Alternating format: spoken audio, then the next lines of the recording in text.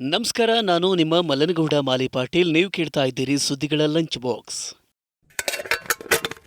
Commercial gas cylinder ಬೆಲೆ ಎಷ್ಟು ಕಡಿಮೆಯಾಗಿದೆ? ವರ್ಷದ ಮೊದಲ ತ್ರೈಮಾಸಿಕದಲ್ಲಿ ಭಾರತದಿಂದ ಎಷ್ಟು ಚಿನ್ನ ಖರೀದಿ? ಯುಟಿಲಿಟಿ ಬಿಲ್ ಪೇಮೆಂಟ್ಸ್ ಮೇಲೆ ಏಕೆ ಹೆಚ್ಚುವರಿ ಶುಲ್ಕ? ಈ ಎಲ್ಲ ಸುದ್ದಿಗಳನ್ನು ಹೇಳ್ತೇವೆ. ಇದರ ಜೊತೆಗೆ ಪರ್ಸನಲ್ ಫಿನಾನ್ಸ್ ಮತ್ತು ಬಿಸಿನೆಸ್ ಸುದ್ದಿಯೂ ಇರುತ್ತೆ. ಬನ್ನಿ ಸುದ್ದಿಯ ಲಂಚ್ ಬಾಕ್ಸ್ ತೆರೆಯೋಣ. ಕಮರ್ಷಿಯಲ್ ಗ್ಯಾಸ್ ಸಿಲಿಂಡರ್ ಬೆಲೆ ₹20 ಇಳಿಕೆ. ಆಯಿಲ್ ಮಾರ್ಕೆಟಿಂಗ್ ಕಂಪನಿಗಳು ಇಂದಿನಿಂದ 19 ಕೆಜಿ ಕಮರ್ಷಿಯಲ್ ಗ್ಯಾಸ್ ಸಿಲಿಂಡರ್ ಬೆಲೆಯನ್ನು ₹20 ಕಡಿಮೆ ಮಾಡಿವೆ. ಈ ಇಳಿಕೆ ಮಾಡಿದ ನಂತರ ದೆಹಲಿಯಲ್ಲಿ ಸಿಲಿಂಡರ್ ಬೆಲೆ ₹1,745.50 ಆಗಿದೆ. ಮೊದಲು ₹1,764.50 ಇತ್ತು. ಕೋಲ್ಕತ್ತಾದಲ್ಲಿ ಈಗ ₹1,859 ಆಗಿದ್ದು, ಮೊದಲು ಇದರ ಬೆಲೆ ₹1,879 ಆಗಿತ್ತು. ಮುಂಬೈನಲ್ಲಿ ವಾಣಿಜ್ಯ ಸಿಲಿಂಡರ್ನ ಬೆಲೆ ₹19 ಇಳಿಕೆಯಾಗಿದೆ. ₹1,717.50 ₹698.50 ಇಳಿದಿದೆ. ಚೆನ್ನೈನಲ್ಲಿ ಕಮರ್ಷಿಯಲ್ ಸಿಲಿಂಡರ್ ₹1,911 ಲಭ್ಯವಿದೆ. ಆದರೆ 14.2 ಕೆಜಿ ಗೃಹ ಬಳಕೆಯ ಗ್ಯಾಸ್ ಸಿಲಿಂಡರ್ ಬೆಲೆಯಲ್ಲಿ ಯಾವುದೇ ಬದಲಾವಣೆ ಇಲ್ಲ.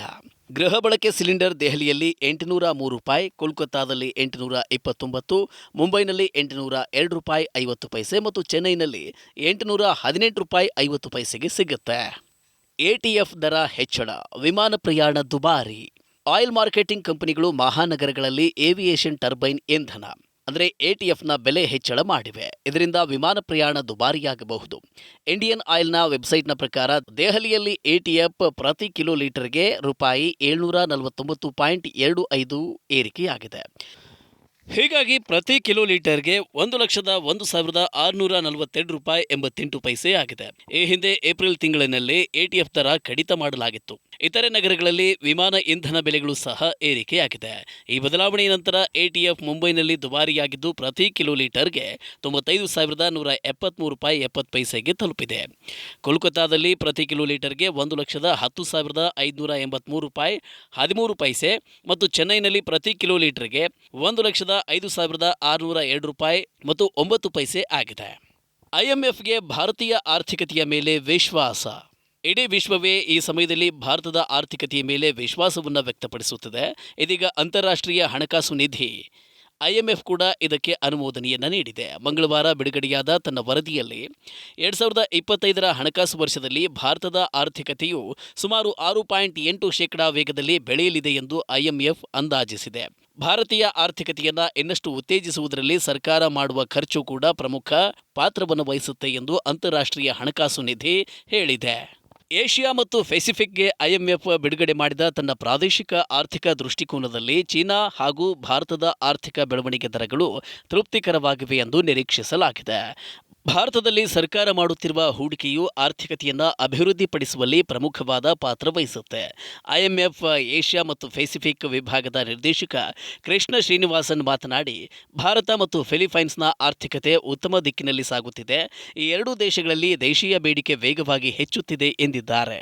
2024ರ ಮೊದಲ ತ್ರೈಮಾಸಿಕದಲ್ಲಿ 137 ಟನ್ ಚಿನ್ನ ಖರೀದಿಸಿದ ಭಾರತ. ಚಿನ್ನದ ಬೆಲೆಯಲ್ಲಿ ದಾಖಲೆಯ ಏರಿಕೆಯಾಗಿದ್ದರೂ 2024ರ ಮೊದಲ ತ್ರೈಮಾಸಿಕದಲ್ಲಿ ಭಾರತದಲ್ಲಿ ಚಿನ್ನದ ಬೇಡಿಕೆಯಲ್ಲಿ ಭಾರೀ ಏರಿಕೆ ಕಂಡುಬಂದಿದೆ. ಆಭರಣ ಬೇಡಿಕೆ, ಚಿನ್ನದ ಮೇಲೆ ಹೂಡಿಕೆ ಮತ್ತು ಭಾರತೀಯ ರಿಸರ್ವ್ ಬ್ಯಾಂಕ್ ಮಾಡಿದ ಭಾರೀ ಖರೀದಿಗಳಿಂದಾಗಿ ಚಿನ್ನದ ಬೇಡಿಕೆಯಲ್ಲಿ ಏರಿಕೆ ಕಂಡುಬಂದಿದೆ. ವಿಶ್ವ ಗೋಲ್ಡ್ ಕೌನ್ಸಿಲ್ ಪ್ರಕಾರ ಚಿನ್ನದ ಬೇಡಿಕೆಯು ಈ ಅವಧಿಯಲ್ಲಿ 8% ಹೆಚ್ಚಾಗಿದೆ. ಜನವರಿಯಿಂದ ಮಾರ್ಚ್ ತ್ರೈಮಾಸಿಕದಲ್ಲಿ ಇದು 136.6 ಟನ್ಗಳಿಗೆ ತಲುಪಿದೆ. ವರದಿಯ ಪ್ರಕಾರ ಭಾರತದಲ್ಲಿ ಒಟ್ಟು ಚಿನ್ನದ ಬೇಡಿಕೆ 2023ರ ಮೊದಲ ತ್ರೈಮಾಸಿಕಕ್ಕೆ ಹೋಲಿಸಿದರೆ 4% ಏರಿಕೆ ಕಂಡಿದ್ದು 91.9 ಟನ್ಗಳಿಂದ 95.5 ಟನ್ಗಳಿಗೆ ಏರಿಕೆಯಾಗಿದೆ. ವರದಿಯ ಪ್ರಕಾರ ನಗರ ಪ್ರದೇಶಗಳಂತೆ ಗ್ರಾಮೀಣ ಪ್ರದೇಶಗಳಲ್ಲಿಯೂ ಆಭರಣ ಬೇಡಿಕೆಯಲ್ಲಿ ಹೆಚ್ಚಳ ಕಂಡುಬಂದಿದೆ. ಆದರೆ ಕೊರೋನಾ ನಂತರ ಗ್ರಾಮೀಣ ಪ್ರದೇಶಗಳಲ್ಲಿ ಬೇಡಿಕೆ ಕಡಿಮೆಯಾಗಿದೆ. HDFC bank senior citizen care FD ಗಡುವು ವಿಸ್ತರಣೆ. ಹಿರಿಯ ನಾಗರಿಕರಿಗೆ ವಿಶೇಷವಾಗಿ ರಚಿಸಲಾದ ಫಿಕ್ಸ್ಡ್ ಡೆಪಾಸಿಟ್ ಯೋಜನೆಯಲ್ಲಿ ಹೂಡಿಕೆ ಮಾಡುವುದಕ್ಕೆ ಎಚ್ಡಿಎಫ್ಸಿ ಬ್ಯಾಂಕ್ ಕಾಲಾವಧಿಯನ್ನು ವಿಸ್ತರಿಸಿದೆ. HDFC bank senior citizen care FD ವಿಶೇಷ ಯೋಜನೆಯಾಗಿದ್ದು, ಇದು ಹೆಚ್ಚಿನ ಬಡ್ಡಿ ದರಗಳನ್ನು ನೀಡುತ್ತೆ ಮತ್ತು ಇದನ್ನು ಆರಂಭದಲ್ಲಿ ಮೇ 2020ರಲ್ಲಿ ಪ್ರಾರಂಭಿಸಲಾಯಿತು. ಈ ಎಫ್ಡಿ ಯೋಜನೆಯಲ್ಲಿ ಹೂಡಿಕೆ ಮಾಡುವ ಗಡುವನ್ನು ಈಗ ಮೇ 10, 2024ರವರೆಗೆ ವಿಸ್ತರಿಸಲಾಗಿದೆ. ಇದರಲ್ಲಿ ಬ್ಯಾಂಕ್ನ ಹಿರಿಯ ನಾಗರಿಕರಿಗೆ 0.50% ಬದಲಿಗೆ 0.25% ಹೆಚ್ಚುವರಿ ಬಡ್ಡಿಯನ್ನು ನೀಡುತ್ತಿದೆ. ಇದು ನಿಮ್ಮ ಸಾಮಾನ್ಯ FDಗಿಂತ ಸ್ವಲ್ಪ ಹೆಚ್ಚು ಬಡ್ಡಿಯನ್ನು ಕೊಡುತ್ತೆ. ಹಿರಿಯ ನಾಗರಿಕರಿಗೆ 5 ವರ್ಷದಿಂದ 10 ವರ್ಷಗಳವರೆಗಿನ FDಗಳ ಮೇಲೆ 7.75% ಬಡ್ಡಿ ಸಿಗುತ್ತೆ. ಈ ಬಡ್ಡಿ 5 ಕೋಟಿ ರೂಪಾಯಿಗಿಂತ ಕಡಿಮೆ FDಗೆ ಲಭ್ಯವಿರುತ್ತೆ.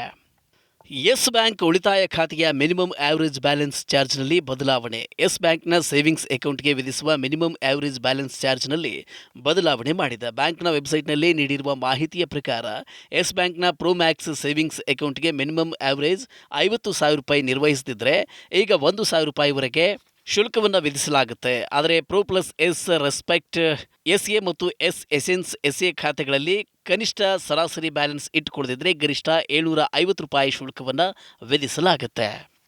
ಯುಟಿಲಿಟಿ ಬಿಲ್ ಪೇಮೆಂಟ್ಸ್ ಮೇಲೆ ಹೆಚ್ಚುವರಿ ಚಾರ್ಜ್. ಯುಟಿಲಿಟಿ ಬಿಲ್ ಪೇಮೆಂಟ್ಸ್ಗೆ IDFC first bank credit card ಬಳಸುವ ಬಳಕೆದಾರರು ಈಗ ಹೆಚ್ಚುವರಿ ಶುಲ್ಕವನ್ನು ಪಾವತಿಸಬೇಕಾಗುತ್ತೆ. ಯುಟಿಲಿಟಿ ಬಿಲ್ ಪೇಮೆಂಟ್ಸ್ಗೆ ಸಂಬಂಧಿಸಿದಂತೆ ಕ್ರೆಡಿಟ್ ಕಾರ್ಡ್ ನೀತಿಯಲ್ಲಿ ಬದಲಾವಣೆಯಾಗಿದೆ. IDFC ಫಸ್ಟ್ ಬ್ಯಾಂಕ್ನ ಹೊಸ ನೀತಿಯ ಪ್ರಕಾರ ಸರ್ಚಾರ್ಜ್ ಸ್ಟೇಟ್ಮೆಂಟ್ ಸೈಕಲ್ನಲ್ಲಿ 20,000ಕ್ಕಿಂತ ಹೆಚ್ಚಿನ ಯುಟಿಲಿಟಿ ಬಿಲ್ಗಳಿಗೆ ಕ್ರೆಡಿಟ್ ಕಾರ್ಡ್ ಪೇಮೆಂಟ್ಸ್ ಮೇಲೆ GST ಜೊತೆಗೆ 1% ಹೆಚ್ಚುವರಿ ಹಾಕಲಾಗುತ್ತೆ. ಆದಾಗ್ಯೂ ಮೊದಲ ಖಾಸಗಿ credit card, LIC classic credit card ಮತ್ತು LIC ಸೆಲೆಕ್ಟ್ ಕ್ರೆಡಿಟ್ ಕಾರ್ಡ್ ಬಳಸಿ ಮಾಡಿದ ವಹಿವಾಟುಗಳಿಗೆ ಈ ಹೆಚ್ಚುವರಿ ಶುಲ್ಕ ಅನ್ವಯಿಸುವುದಿಲ್ಲ. ಇದಿಷ್ಟು ಇಂದಿನ ಸುದ್ದಿಗಳ ಲಂಚ್ ಬಾಕ್ಸ್. ಷೇರು ಮಾರುಕಟ್ಟೆ, ಮ್ಯೂಚುವಲ್ ಫಂಡ್, ಇನ್ಶೂರೆನ್ಸ್ ಹಾಗೂ ಪರ್ಸನಲ್ ಫಿನಾನ್ಸ್ಗೆ ಸಂಬಂಧಿಸಿದ ನಿಮ್ಮ ಎಲ್ಲ ಪ್ರಶ್ನೆಗಳಿಗೆ ತಜ್ಞರಿಂದ ಉತ್ತರ ಹಾಗೂ ಸಲಹೆ ಪಡೆದುಕೊಳ್ಳುವುದಕ್ಕೆ ಈಗಲೇ ಡೌನ್ಲೋಡ್ ಮಾಡಿ Money9 ಆ್ಯಪ್. ಮತ್ತಷ್ಟು ಅಪ್ಡೇಟ್ಗಳೊಂದಿಗೆ ಮತ್ತೆ ಭೇಟಿಯಾಗೋಣ. ನಮಸ್ಕಾರ.